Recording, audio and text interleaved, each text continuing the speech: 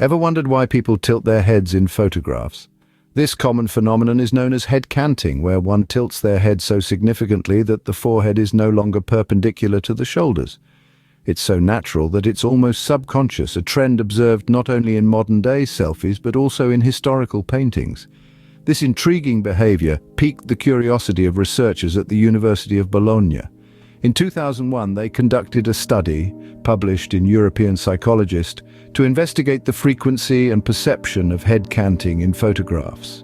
51 women and 28 men were asked to pose for photos, unaware of the true purpose of the study.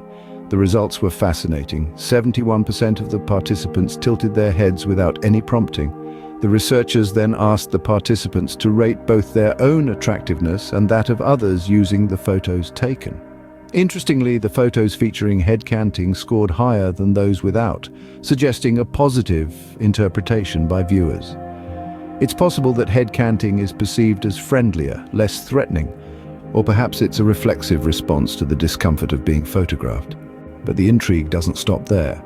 A paper in the Journal of Nonverbal Behavior analyzed nearly 1,500 paintings from the 14th to 20th centuries, discovering that almost half featured figures with a tilted head. The canting was most prevalent in depictions of younger individuals and notably absent in noble or royal figures.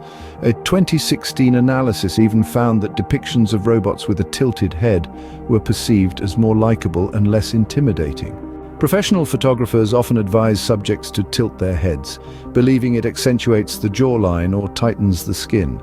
While it's challenging to scientifically prove why we tilt our heads in photos, it's clear that head canting is an integral part of the interaction between a photographer and their subject. However, if you notice yourself tilting your head even when there's no camera in sight, it might be due to a medical condition known as binocular visual dysfunction, a misalignment of the eyes. If this tilting is accompanied by headaches, it might be worth a visit to an eye doctor. So the next time you tilt your head for a photo, remember it's not just a pose. It's a phenomenon rooted in our history, our perception of attractiveness, and perhaps our instinctive desire to communicate friendliness. And who knows, it might just make your photograph that much more appealing.